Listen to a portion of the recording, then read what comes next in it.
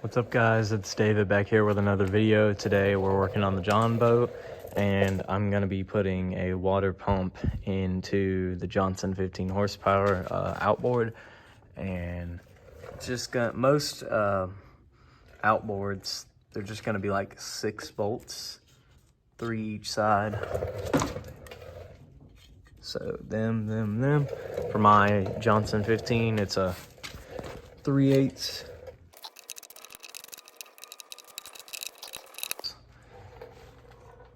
So before you remove the lower unit, you got to put it in forward, and then right here is the shifter linkage. So you see those 2 bolts right there. Remove that top bolt with a flathead, or whatever size socket. I'm using a flathead. All right, now that I got that bolt removed out of there, just holds it in. The whole lower unit should come out all the way. I'm gonna put my phone down. Now that I got the lower unit removed, this exposes the whole water pump and assembly for everything. So I got this whole kit with new impeller right there, new gaskets. So I'm gonna go ahead and prop this up.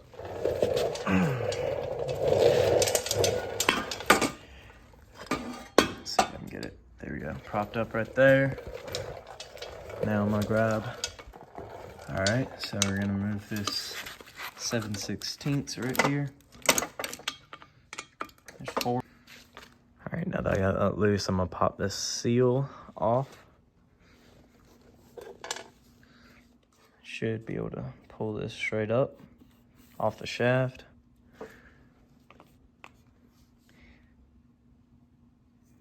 Yeah, look at that.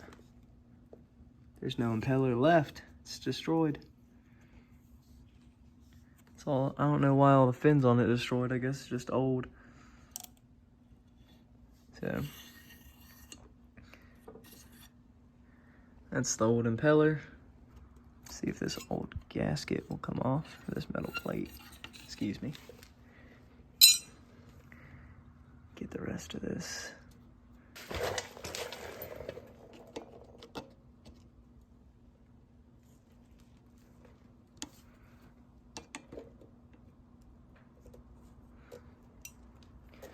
That little keyway pin.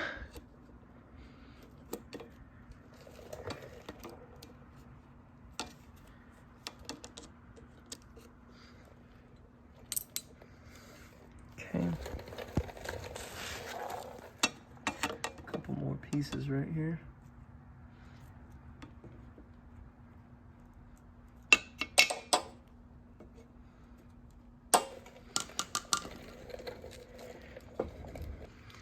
Got all this debris come out of it, so I'm just gonna go ahead and blow it off with the air nozzle if I can find one. All right, so essentially you have a few things for this. So the main thing obviously is your impeller, but so you're gonna want to put on your plate first. Get it lined up. Oh, this is so hard to do. So now that those bolt holes are lined up, your drift key goes right here, and it sits up on this groove, kind of like this. It just sits up against it.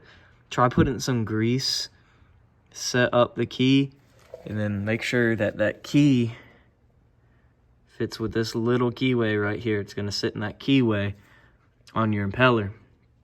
If you don't have that, it's not gonna work. So let me get the impeller on with the drift key. There's a visual on how I have that drift key, and obviously I can't do this but with 2 hands, so just slide your impeller on, line up that key, and then you should be good. Okay, if you want to verify that your drift key is working, you can just do this and it should stop. Be careful, you don't want to bend the fins on it, but it should stop it from turning around freely. So now that we got that taken care of, let's go ahead and I went ahead and put this bushing. I'll show you if it will pop out. Well, this bushing right here, it's separate, but I guess it doesn't want to come out for me. It's separate. There it goes. So I went ahead and put this bushing, new bushing in the new housing.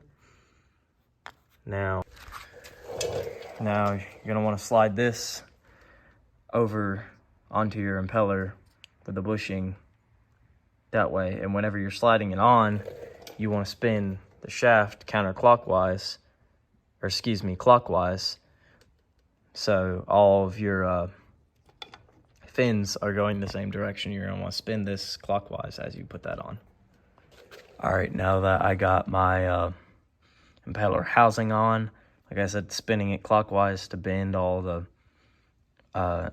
fins in the same direction, then just getting it on, then we're gonna start our bolts. All right, got all the bolts on. I went diagonal, got them ran down, then I went diagonal, tightened them all the way, and then tightened them all the way. I got a 1/4 inch ratchet right here, and I just kind of choked up on the ratchet so I didn't tighten it too much, and just kind of wrist snugged until it stopped. Now, if you remember, we got this seal with like the bushing on it, so we're gonna go ahead and put that up on here. Now, whenever I reinstall the drive shaft, I like to grease these splines. Let's go ahead and push this seal. So I got the lower seal pushed up in there. And if you want to, you can test this before. I got everything in. I saw that I was having low water pressure. I thought it was my thermostat, but I wasn't getting any water into the thermostat housing. I realized I didn't have this rubber grommet on that came with it. Just fits in them 2 holes. So now everything should be good. I saw that mine was shot, so I know that it's gonna work. You can either put your hose pipe attachment for your bottom end right here on your intakes for your water, or you can just put the whole thing down in water. Put a drill up on here, put the chuck on the drill in there, then just spin it, and you should have water come out of here. If you don't, something's wrong, you need to redo it. So we're gonna go ahead and I guess I could try it and show you what I'm talking about. Now I got my drill set up on it like that. And now all I'm gonna have to do is either put it in water, but I'm about to grab my attachment and my hose. All right, so I got my water hose on. Whenever I turn this on, out of that hole should shoot out water. See that? If you don't have that, you need to go ahead and redo. Make sure that you didn't damage your impeller and make sure that everything is working right. So everything with this should be good to go. Now, before you put your lower unit on, you want to make sure that you're going to line it up with your water tube right there, and make sure that it's lined up with that shift linkage like we had it before. I'm gonna go ahead and put some grease on the top of this spline. That way everything goes in nice and smooth. So I grease the top of that spline on the shaft. Now, shaft lined up. If we can. Alright. That's lined up. Remember, your water hose, your shift linkage are what matters. So, grab that bolt, washer. Let's pull the linkage up onto the there. There we go.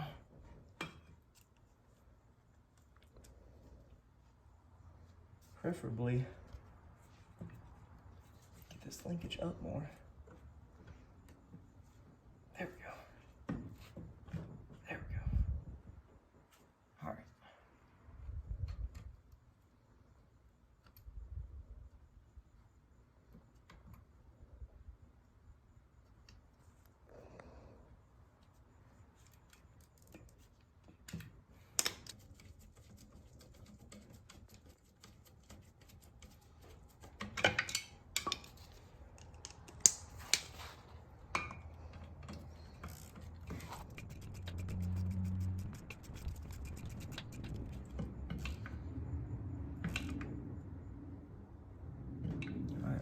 shift linkage wanted to suck. Now, make sure that my water pump's lined up. And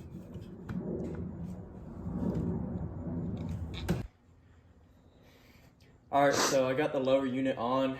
I got it on to the shift cable, and I was having issues getting it all the way up in there. So I just had to force it into neutral and then pull the pull cable to get the crank to turn for the splines to line up in it. But that should be all she wrote for that. We're gonna pull this out and test it with the hose, make sure that it starts spraying out water out of here and out of there. So let's go ahead and do that. So we got it outside, got the water to it. Now let's go ahead and give her a crank. Still having a little bit of idle issue. I gotta adjust the carburetor still.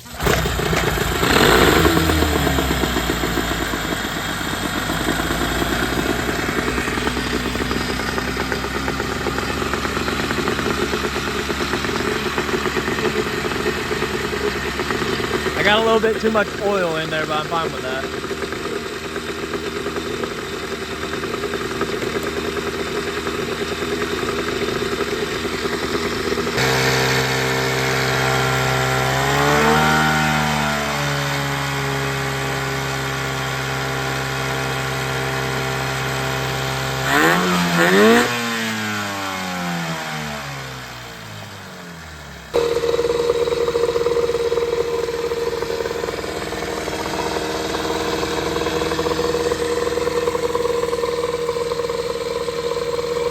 So now that we know that there's only water coming through whenever you're really getting on the throttle, I'm gonna look into that. But it's good that we do have water coming out. It's just not coming out quite like I think it's supposed to. It could be just wide open throttle, water runs through, but I'm pretty sure that's incorrect. So I'm gonna change the thermostat and then we'll kind of go from there. But I appreciate you clicking on this video. And that's just how to change take out a lower unit and change an impeller water pump on a Johnson outboard motor. Evinrude's the same thing, 9.9 or 15 horsepower. Thanks for watching. Peace.